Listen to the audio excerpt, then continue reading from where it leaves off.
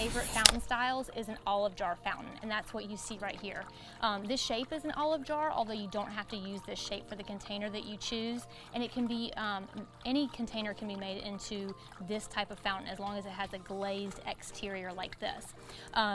This was made by Tony Seymour, who's a local contractor here in Mobile, and he's actually plumbed it directly into the homeowner's irrigation system, so the homeowner will never have to refill it with water. It will always keep itself full of water so it never dries out.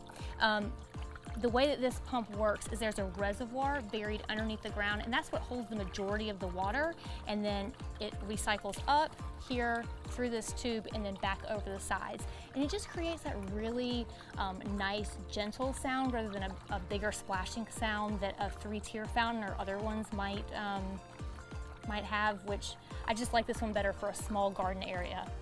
You guys can see here that these dark rocks, we use these to cover up that reservoir. Underneath here there's that plastic, and that's where this water goes into. There's holes in that reservoir that go underneath and come back up. So this is just a decorative finish. And then in front of this, in just a little bit, they're going to be planting some seasonal color. So you guys can see how this would be a really nice focal point, not just from a visual standpoint with this beautiful piece of pottery, but also from a hearing sensation. What would you call that? I don't know. A sound that you can hear from any place in this entire residential landscape.